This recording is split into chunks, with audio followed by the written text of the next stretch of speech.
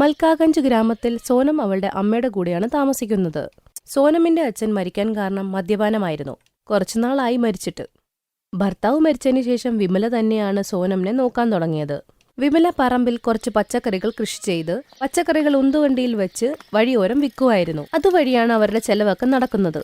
വരൂ വരൂ, പച്ചക്കറികൾ വാങ്ങിക്കൂ. ഒരസുഖം പോലും വരത്തില്ല. ഞങ്ങളുടെ പച്ചക്കറി അത്രയും ഫ്രഷാണ്. നിങ്ങളുടെ പച്ചക്കറികൾ പുതിയതും കേടുവരാത്തതുമാണ്. അല്ല, ഈ ചീരയ്ക്കെന്താ വില? അതെ, എല്ലാ പച്ചക്കറികളും 30 രൂപയാണ് കിലോ. എന്ത് വേണോ നിങ്ങൾ എടുത്തോളൂ. എങ്കിൽ ഈ ചീര 1 കിലോയും പിന്നെ മത്തൻ 1/2 കിലോയും ആ കാണുന്ന ചക്ക 1 കിലോയും തന്നേക്ക്. ശരി ചേട്ടാ, ഇപ്പൊ തന്നെ തരാം. വിമല അവളുടെ മോളെ സർക്കാർ സ്കൂളിലാണ് പഠിപ്പിക്കുന്നത്. വിമല നട്ടുച്ച വെയിലത്താണ് ഈ കിടന്ന് പച്ചക്കറികൾ വിൽക്കുന്നത്. ആ കാശ് കൊണ്ടാണ് വീട് നോക്കുന്നത്. അതിന്റെ കൂടെ മോളുടെ പഠിത്തം, കുറച്ച് പൈസ സോനമിന്റെ കല്യാണത്തിന് വേണ്ടി മാറ്റിവെക്കും. അമ്മ വന്നോ? ഇനി കൈയൊക്കെ കഴുകിയിട്ട് വാ, ഞാൻ ആഹാരം തരാം. ശരി മോളെ, നീ കഴിച്ചായിരുന്നോ? ഇല്ല അമ്മ, ഞാൻ അമ്മ വരാൻ വേണ്ടി കാത്തിരിക്കുകയായിരുന്നു. രാവിലെ തൊട്ട് കഷ്ടപ്പെടുവല്ലേ, തളർന്നു പോവില്ലേ? കഷ്ടപ്പെട്ടില്ലെങ്കിൽ പിന്നെ എങ്ങനെയാ എന്റെ പൊന്നുമോളുടെ കല്യാണത്തിന് പൈസ ഉണ്ടാക്കുന്നത് ഞാൻ? അങ്ങനെ വർഷങ്ങൾ നീണ്ടുപോയി. സോനം 12ാം ക്ലാസ് കഴിഞ്ഞു. അങ്ങനെ ഇരിക്കവേ സോനം സർപഞ്ചിന്റെ മോളുടെ റോഷ്നിയുടെ കല്യാണത്തിന് അമ്മേനെയും കൊണ്ട് പോകും. അവളുടെ ലെഹങ്ക കണ്ട് അവൾ ഞെട്ടിപ്പോകും. ആഹാ റോഷ്നി, നിന്റെ ലെഹങ്ക എന്ത് ഭംഗിയാണ്. ഭംഗിയുള്ളതായിരിക്കുമല്ലോ, കാരണം അതിന് നല്ല വിലയുണ്ട്. നീ എന്തായാലും ഇതൊന്നും ആഗ്രഹിക്കണ്ടാട്ടോ. പാവപ്പെട്ടവർക്കൊന്നും ഇതുപോലത്തെ ബ്രൈഡൽ ലെഹങ്ക ഇടാനൊന്നും പറ്റില്ല. നീ പറ്റുവാണെങ്കിൽ നിന്റെ അമ്മയുടെ പഴയ സാരി എടുത്തൊരു ലെഹങ്ക ഉണ്ടാക്കോ കല്യാണത്തിന്. റോഷ്നി ഇത് പറഞ്ഞപ്പോൾ സോനമിന് വിഷമമായി. നീ വിഷമിക്കണ്ട മോളെ, നിന്റെ അമ്മയ്ക്ക് എന്തോരം പറ്റുമോ അതുപോലെ നിനക്ക് ഒരു ലെഹങ്ക തരും. റോഷ്നിയുടെ ചിറ്റമ്മ ആശ സ്വന്തം മകനെയും കൊണ്ട് ആ കല്യാണത്തിന് വന്നിരുന്നു. സോനമിനെ കണ്ടതോടെ ചിറ്റമ്മ അവളെ തന്നെ ഇങ്ങനെ നോക്കാനും തുടങ്ങി. റോസാപ്പൂവിന്റെ നിറമുള്ള ഈ സൂട്ടിട്ടിട്ട് ഈ വെളുത്ത കുട്ടീനെ കാണാൻ നല്ല ഭംഗിയുണ്ട്. റോനക്കിന് വേണ്ടി ഈ കുട്ടീനെ നോക്കിയാലോ എന്ന് ആലോചിക്കുവോ ഞാൻ. അതെ അമ്മ, പെണ്ണ് നല്ല രസമുണ്ട്. റോനക്കിനും ആദ്യമേ കണ്ടപ്പോ തന്നെ അവളെ അങ്ങ് ഇഷ്ടപ്പെട്ടു. കല്യാണത്തിന് കുറച്ചു ദിവസം കഴിഞ്ഞ് ആശ അവളുടെ 2 മക്കളെയും കൂട്ടിക്കൊണ്ട് സോനമിന്റെ വീട്ടിലേക്ക് വരും. സോനമിനെ റോനക്കിന് വേണ്ടി ആലോചിക്കും. ചേച്ചി, ഞാനൊരു പച്ചക്കറിക്കാരിയാണ്.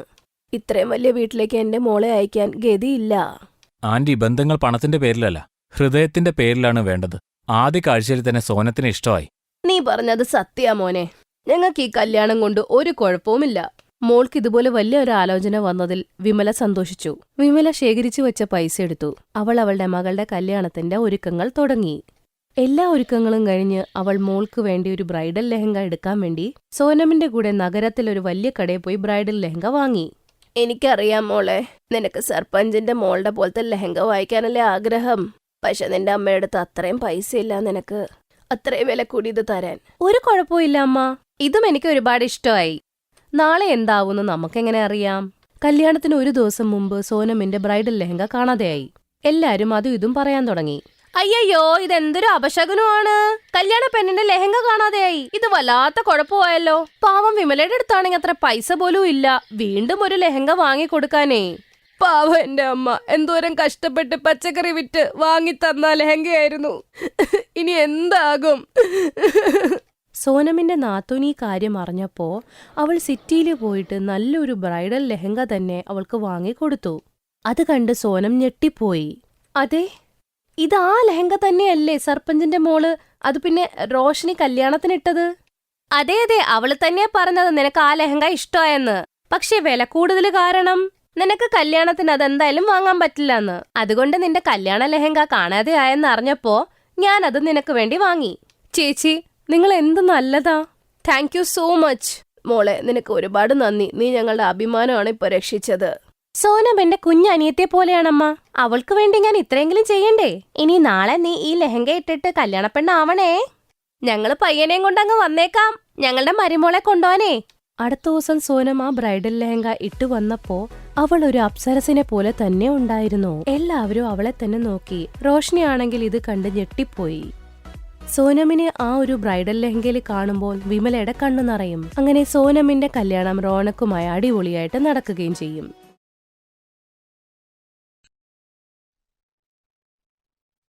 ഒരു ഗ്രാമത്തിൽ സുന്ദർലാൽ എന്നൊരു ടൈലർ തന്റെ ഭാര്യ ശാന്തിയോടും മകൾ സന്ധ്യയോടൊപ്പം ജീവിച്ചിരുന്നു. സന്ധ്യ കുറച്ച് കറുത്തിട്ടായിരുന്നു. അതുകൊണ്ടവൾക്ക് ആലോചനയൊന്നും നടന്നില്ല. അതുകൊണ്ട് അച്ഛനും അമ്മയും രണ്ടുപേരും വിഷമത്തിലായിരുന്നു. സുന്ദർലാൽ, ഞാനൊരു കുർത്ത പൈജാമ തയ്ക്കാൻ തന്നിരുന്നു. അത് തയ്ച്ചോ? ബട്ടൺ വെച്ചു കഴിഞ്ഞാൽ തീരും. ഞാൻ എന്റെ മകനെ പറഞ്ഞയക്കാം. അവന്റെ കയ്യിൽ തന്നെ കൊടുത്തേക്കൂ.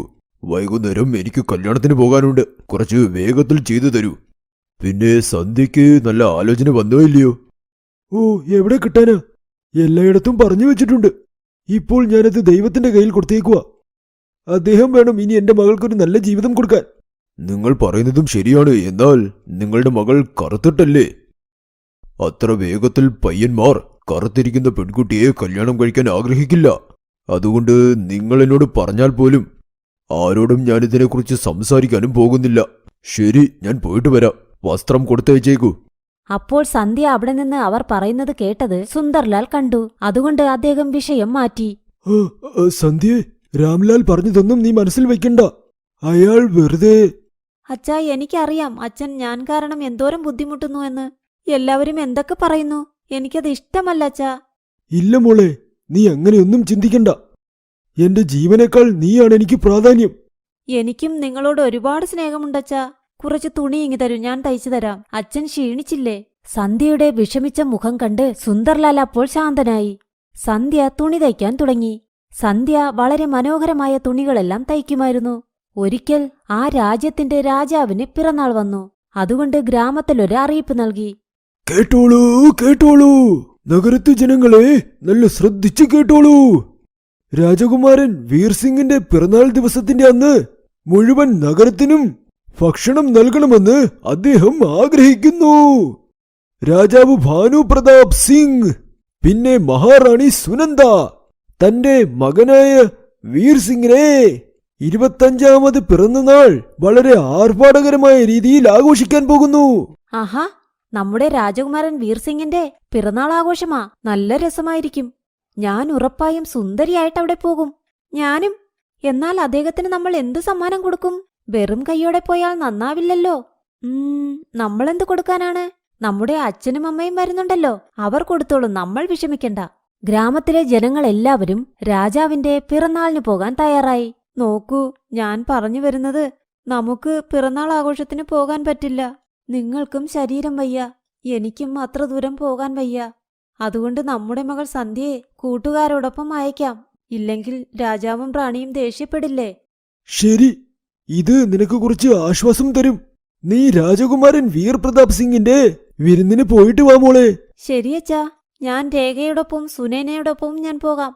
സന്ധ്യ രാജകുമാരന്റെ പിറന്നാളിന് പോകാൻ തയ്യാറായി. എന്നാൽ പോകുമ്പോൾ അദ്ദേഹത്തിന് എന്ത് സമ്മാനം കൊടുക്കാമെന്ന് അവൾ ചിന്തിച്ചുകൊണ്ടേയിരുന്നു.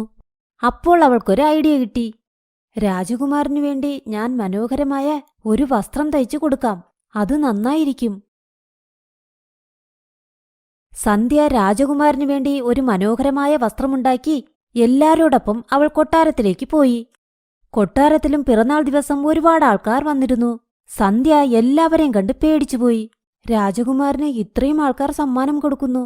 ഇങ്ങനെയുള്ളപ്പോൾ ഞാനെന്റെ കൈകൊണ്ട് തയ്ച്ച ഈ വസ്ത്രം രാജകുമാരന് ഇഷ്ടപ്പെടില്ലായിരിക്കും. രാജകുമാരന്റെ കയ്യിൽ ഈ സമ്മാനം കൊടുക്കാൻ എനിക്ക് ധൈര്യമില്ല. ഞാൻ അദ്ദേഹത്തിന്റെ മുറിയിൽ കൊണ്ടുവയ്ക്കാം. അങ്ങനെ സന്ധ്യ സമ്മാനം കൊണ്ട് മുറിയിൽ വച്ചിട്ട് വന്നു.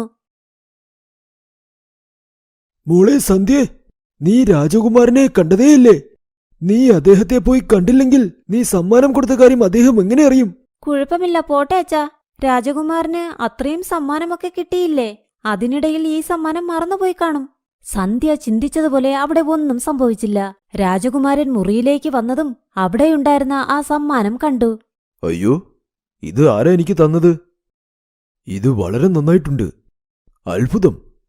എനിക്ക് നല്ല ഓർമ്മയുണ്ട്. എനിക്ക് ആരൊക്കെ സമ്മാനം തന്നോ അവരുടെ സമ്മാനം എന്താണെന്നും എനിക്കറിയാം. എന്നാൽ ഇത് ആരും എന്റെ കയ്യിൽ തന്നതല്ലല്ലോ. ഇത് ആര് തന്നതാണെന്ന് ഞാൻ എങ്ങനെ മനസ്സിലാക്കും? എന്റെ കയ്യിൽ തരാതെ എന്റെ അടുത്ത് ആരാ ഇത് വെച്ചിട്ട് പോയത്? അപ്പോൾ രാജകുമാരൻ മഹാരാജനോടും മഹാറാണിയോടും പിന്നെ അവിടെ ജോലി ചെയ്യുന്ന സേവകരോടെല്ലാവരോടും ചോദിച്ചു. എന്നാൽ ആരിൽ നിന്നും ചോദ്യത്തിനുള്ള മറുപടിയില്ല. ഇത്രയും മനോഹരമായ ഒരു സമ്മാനം തന്നിരിക്കുന്നു, എന്നാൽ മുൻപിൽ എന്തുകൊണ്ട് വന്നില്ല? എന്തിന് രഹസ്യമായി വച്ചു? അങ്ങനെ ചിന്തിച്ച് അദ്ദേഹം അദ്ദേഹത്തിന്റെ മുറിയിലേക്ക് നടന്നു പോകുമ്പോൾ മുറിയിലേക്ക് വരുന്ന വഴിയിൽ ഒരു ഷോളിന്റെ പീസ് കിടക്കുന്നത് കണ്ടു. അപ്പോൾ രാജകുമാരൻ അവിടെയുണ്ടായിരുന്ന തോഴിമാരോട് അത് ആരുടേതാണെന്ന് ചോദിച്ചു. എന്നാൽ ആർക്കും അങ്ങനെ ഒരു ഷോളില്ലായിരുന്നു. അപ്പോൾ രാജകുമാരന് മനസ്സിലായി ആ ഷോളിന്റെ പീസ് ഉറപ്പായും അദ്ദേഹത്തിന്റെ മുറിയിലേക്ക് വന്ന് ഗിഫ്റ്റ് വെച്ചിട്ട് പോയ ആ പെൺകുട്ടിയുടേതായിരിക്കുമെന്ന്. ആ പെൺകുട്ടി ആരാണെന്ന് കണ്ടെത്തണമെന്ന് തീരുമാനിച്ചു. അപ്പോൾ രാജകുമാരൻ ചിലരെ ഗ്രാമത്തിലേക്ക് അയച്ച് ഈ സമ്മാനം ആരാ തന്നതെന്ന് അന്വേഷിച്ചു. ചേട്ടാ, ഞങ്ങൾ രാജാവിന് ഒരുപാട് സമ്മാനം കൊടുത്തിട്ടുണ്ട്. അതും വിലമതിപ്പുള്ളത്. നിലാവിലുള്ള മണ്ണ് തന്നെ ഞങ്ങൾ കൊണ്ടുവന്ന് കൊടുത്തു. എന്നാൽ ഞങ്ങൾ ഒരു വസ്ത്രവും കൊടുത്തതേയില്ല. ആ സമയത്തിൽ സുന്ദർലാൽ, ശാന്തി പിന്നെ സന്ധ്യയും ഒരാവശ്യത്തിന് നഗരത്തിലേക്ക് പോയിരുന്നു. അതുകൊണ്ട് അവരോട് മാത്രം ചോദിക്കാൻ പറ്റിയില്ല. എന്നാൽ അത് രാജകുമാരനോട് പറഞ്ഞില്ല. ആർക്കും അതിനെക്കുറിച്ച് അറിയില്ലെന്ന് പറഞ്ഞു. പാവം, അദ്ദേഹം ഒരുപാട് വിഷമിച്ചു. ഇപ്പോൾ അദ്ദേഹത്തിനുള്ള വഴി ആ ഷോളിന്റെ പീസാണ്. അച്ഛാ, അമ്മേ, ഇപ്പോൾ എന്റെ അടുത്ത് ഒരേ ഒരു വഴി മാത്രമേ ഉള്ളൂ. ഞാൻ സ്വയംവരം നടത്താൻ പോകുന്നു. ആ സ്വയംവരത്തിന് എല്ലാവരും വരട്ടെ. അന്ന് വന്നപ്പോൾ ഏത് വസ്ത്രം അണിഞ്ഞിരുന്നോ അതേ വസ്ത്രം അണിഞ്ഞിട്ട് അവർ വരട്ടെ. അപ്പോൾ എനിക്ക് കണ്ടെത്താം ആ ഷോളിന്റെ കഷ്ണം ആരുടേതാണെന്ന്. അങ്ങനെ ആ പെൺകുട്ടിയെ ഞാൻ വിവാഹം കഴിക്കാം. ഇങ്ങനെ ചെയ്യുമ്പോൾ എന്റെ ചോദ്യത്തിന് മറുപടിയും കിട്ടും. ശരി മോനെ, നിനക്ക് വിവാഹപ്രായമായി. നിനക്ക് നിന്റെ ഭാര്യയെ കണ്ടെത്താം. നിന്റെ ആഗ്രഹം പോലെയാകട്ടെ. ഞങ്ങൾ ഇപ്പോൾ തന്നെ നിന്റെ സ്വയംവരം വിളംബരം ചെയ്യാം. രാജകുമാരൻ ആ ഷോളിനെക്കുറിച്ച് ആരോടും ഒന്നും തന്നെ പറഞ്ഞില്ല.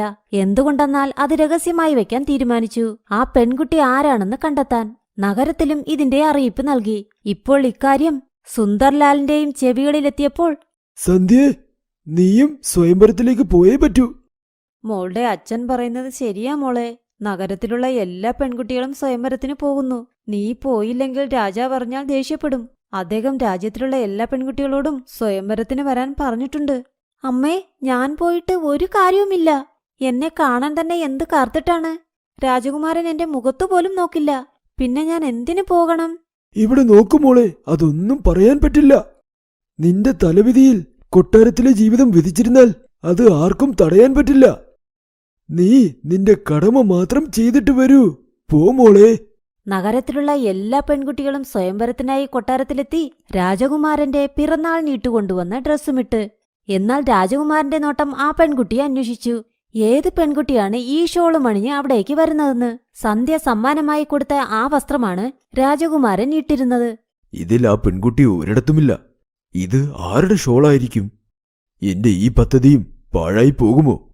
രാജകുമാരൻ അങ്ങനെ ചിന്തിച്ചിരിക്കുമ്പോൾ സന്ധ്യ അപ്പോഴാണ് കൊട്ടാരത്തിലേക്ക് വന്നത്. രാജകുമാരനെ കണ്ട് സന്ധ്യ ഒരുപാട് അത്ഭുതപ്പെട്ടു.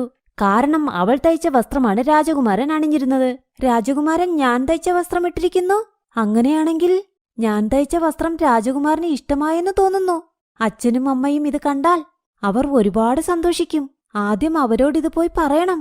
സന്ധ്യ രാജകുമാരനെ നോക്കി ഇങ്ങനെ ചിന്തിച്ചു നിന്നപ്പോൾ രാജകുമാരന്റെ നോട്ടം സന്ധ്യ ഇട്ടിരുന്ന ഷോളിലേക്ക് പോയി. ഇവളാണ് ഞാൻ അന്വേഷിച്ച പെൺകുട്ടി. ഈ സ്വയംവരം ഞാൻ എന്തിനു വേണ്ടി ഒരുക്കിയതെന്ന് നിങ്ങൾക്ക് അറിയണോ? എനിക്ക് എന്റെ ഭാര്യയെ കണ്ടെത്തണം. ഞാൻ ഏത് പെൺകുട്ടിയെ അന്വേഷിച്ചോ ആ പെൺകുട്ടി ഇപ്പോൾ എന്റെ മുൻപിലുണ്ട്. അവളുടെ പേരെനിക്കറിയില്ല. ഇന്ന് ഞാൻ അണിഞ്ഞിരിക്കുന്ന ഈ വസ്ത്രം അവൾ എനിക്ക് തന്ന സമ്മാനമാണ്. ആ പെൺകുട്ടിക്ക് എന്നെ വിവാഹം കഴിക്കാൻ താൽപ്പര്യമുണ്ടോ? എല്ലാ പെൺകുട്ടികളും തമ്മിൽ തമ്മിൽ നോക്കാൻ തുടങ്ങി. എന്തുകൊണ്ടെന്നാൽ ആ വസ്ത്രം അവരാരും തയ്ച്ചതല്ല. സന്ധ്യയ്ക്ക് എല്ലാം അറിയാം. എന്നാൽ അവൾ ഒന്നും പറഞ്ഞില്ല. അപ്പോൾ ഉടനെ രാജകുമാരൻ വന്ന് സന്ധ്യയുടെ കയ്യിൽ പിടിച്ചു. രാജകുമാരാ, ഞാൻ നിങ്ങൾക്ക് ചേരില്ല. എന്നെക്കാൾ ഒരു സുന്ദരിയെ താങ്കൾക്ക് കിട്ടും. സന്ധ്യേ, സ്നേഹിക്കാൻ മനസ്സാണ് വേണ്ടത്. എനിക്കിപ്പോൾ നിന്നെക്കുറിച്ച് നന്നായി മനസ്സിലായി. ഈ സമ്മാനം അതെന്നെ തെളിയിച്ചു. നിന്റെ ഷോളിന്റെ ആ കഷ്ണം കഥകിൽപ്പെട്ടിരുന്നു. ഇങ്ങനെയാണ് ഞാൻ നിന്നെ കണ്ടെത്തിയത്.